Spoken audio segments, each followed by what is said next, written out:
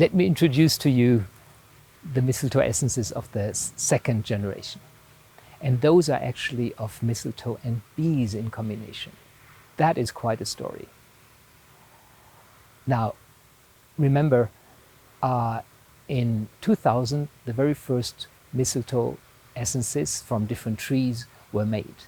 In 2004, we found that key, the mistletoe as a biographical healer, the resonance with the cosmic biography of the human being, us coming from the stars, incarnating in a body, leaving the body, and moving on, making our experiences and our learning processes, and the mistletoe as our companion on that inner development path. Now, 16 years we worked intensely with that basic intuition, and that was in Norway. Until 2020, in Norway, we had developed texts, concepts, a therapeutic practice, cooperation with different therapists, healers, researchers, designs, and so forth. First in a very small scale, because we had, so to say, no permission, spiritually speaking, to speak so loud about it. It was just in an inner circle of researchers. Then gradually, after about 2014 also, in the public space, we had expanded that knowledge gradually then also to Europe, to different countries, doing travels, conferences, talks, and so forth. But then in 2020, in the very same time when we had the lockdowns, I was also locked down in a special way, because I was facing the possibility of dying. And during these months when I was working through this biographical and health crisis, something new came. And when I was through it, I came back to Dornach. I moved back to Switzerland, to the very place where this mistletoe essence work had started. And so, for the first time, the idea came to make essences of the bees. I had worked with bees for quite a number of years then in Norway. I was not the key person in it, but I was assisting building up a research community and trainings in spiritual beekeeping. So I had really developed a big love for these wonderful animals. But I really received a message of bringing together the qualities of the bees and the mistletoe.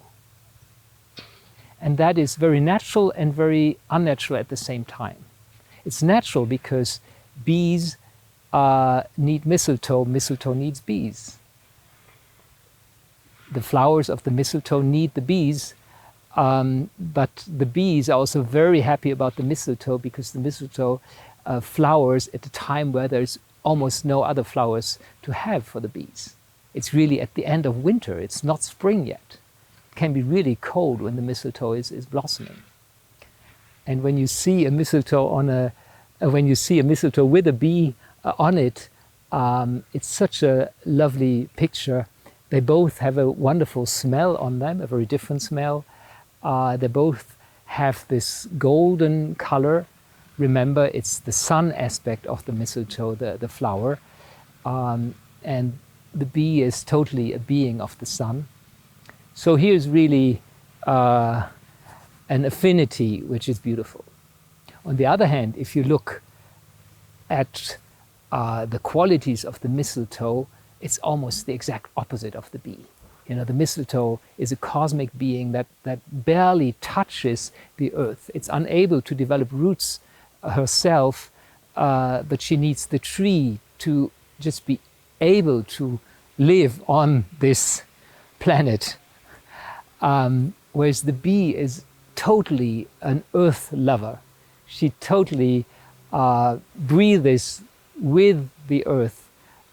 She's totally with the seasons of the year, where the mistletoe is totally outside the normal seasons of the year, doing its own thing. What a combination, these two animals. because the mistletoe is an animal plant. It is also a plant that has qualities of movement, of gestures that plant that 100% plant do not have. So the mistletoe is, so to say, 20% animal and 80% plant. Well, having lived with the mistletoe for decades, this question was also living in me. How could this very special quality of the mistletoe, its receptiveness, how could that extend to the whole year? Because the year is in itself carrier of healing qualities. When you consciously live with the cycle of the year, when you celebrate the festivals of the year, when you rejoice and are happy not only about a day of sunshine, but about all the changes of the weather and all the changes of the seasons, then you can develop qualities in your soul. Not by accident, in many poems and songs, the cycles of the year are also an image of the human life. But the art is, of course, to live just as happy in the fall of the life and in the winter of the life as we maybe do in spring and summer of life. And the really deep art is to bring the qualities of summer and winter, of spring and fall together. Just like the spiritual world shows us, because spiritually speaking, the archangels of the four seasons, they always work together. They work hand in hand. Now I'm talking to you while we're having this beautiful warm color of autumn in the light, the fire processes of the fall that make the fruits mature, the fiery colors of the leaves in autumn, all that is the fall process. But while Michael, the guardian of the fall, is working here in the atmosphere, his brother, Archangel Raphael, is working from below, through the earth. Just like half a year later, when Raphael is the ruler of spring and of Eastertide, Michael will work from below and assist his brother. And so is the same with winter and summer, with Gabriel working from the winter and Uriel working from the summer. So this question came, couldn't we integrate these healing qualities of all the seasons into the mistletoe flower essences? And yes, we can, with the help of the bees.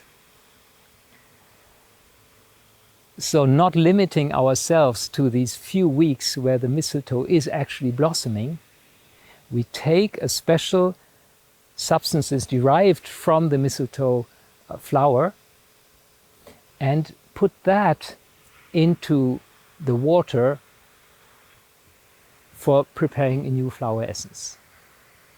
So it's actually, so to say, a meta essence, an essence of an essence that we can make in this way. And we make it together with the bees. That means that bowl, that glass bowl with the fresh spring water, is placed just at the entrance of the beehive. So it's in the aura of the bees. It has the warmth of the bees around it.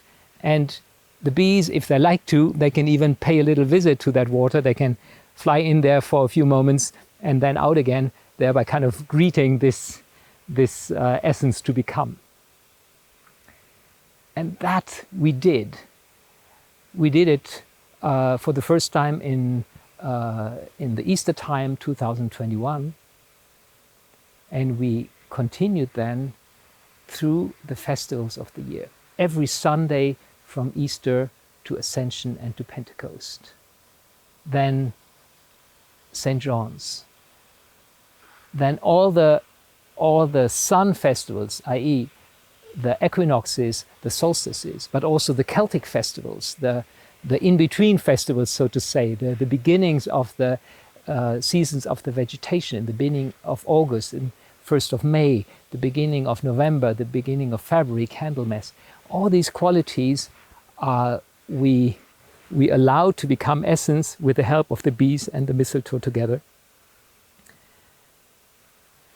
And that together gave us a circle. We could call it a circle of life if the name circle of life had not been taken already for these biographical essences. But this was another circle of life, the circle of the life of the earth, the circle of human life that is part of the bigger life of nature.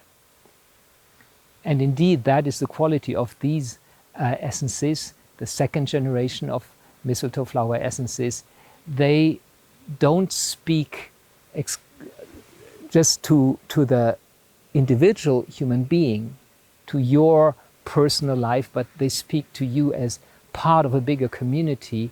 They speak to you as being part of the chain of living, and mediating to us the life forces of Mother Earth, breathing with the cosmos, contracting in herself all her forces during winter and expanding in spring, and then breathing out into the cosmos, uniting with the stars in the summer in ecstasy, and then contracting again as we do experience now in fall, ripening seeds and fruits. This beautiful process, which at the same time is a spiritual process involving countless elementary beings and angelic beings, all making their experiences and their inner development.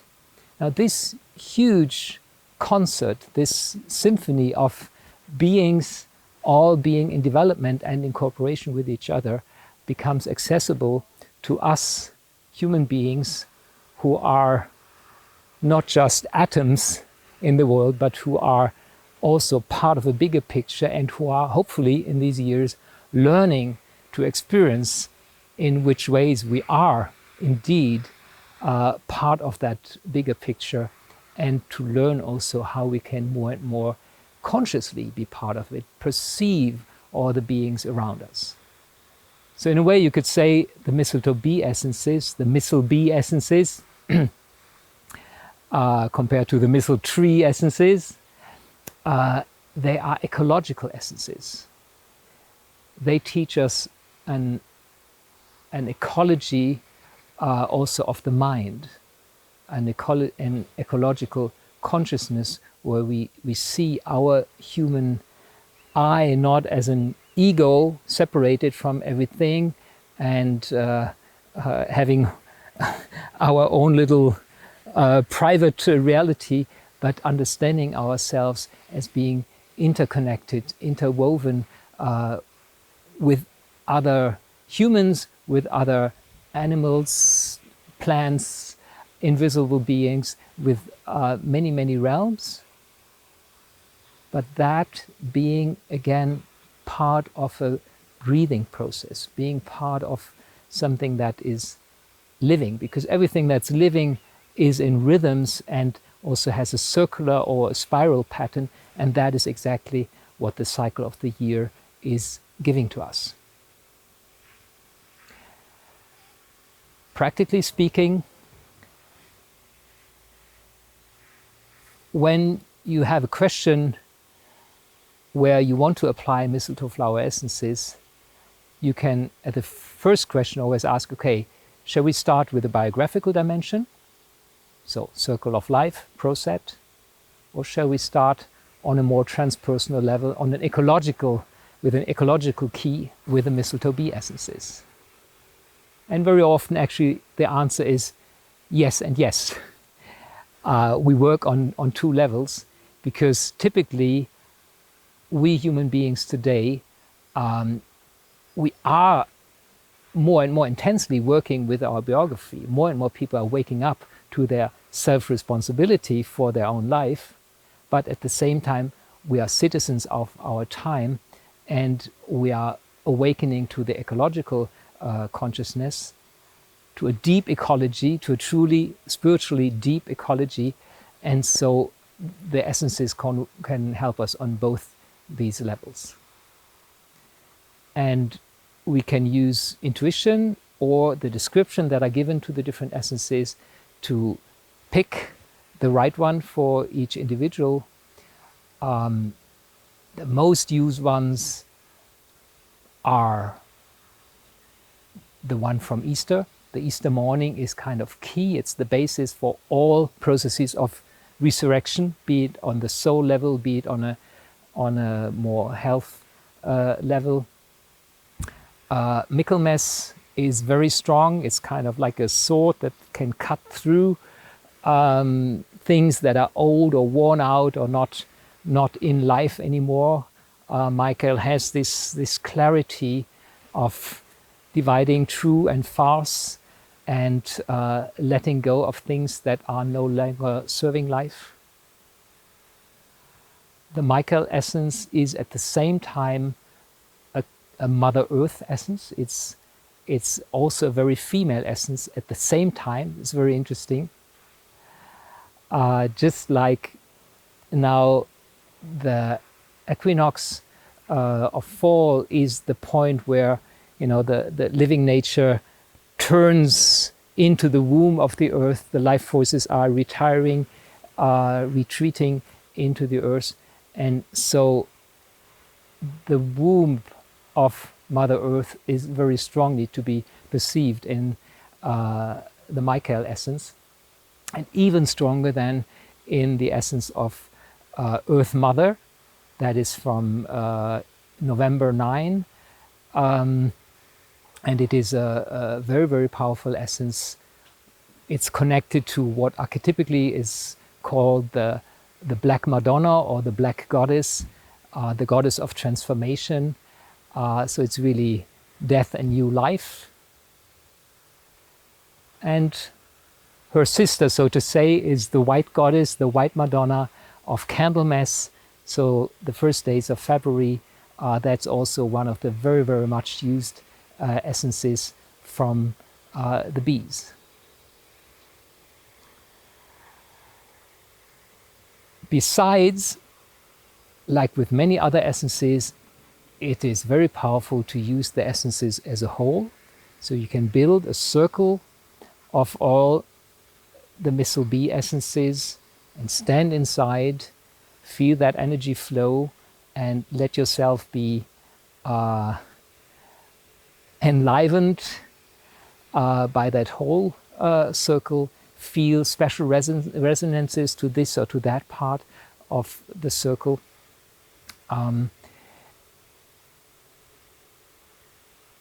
And yeah, it's kind of a mystery how a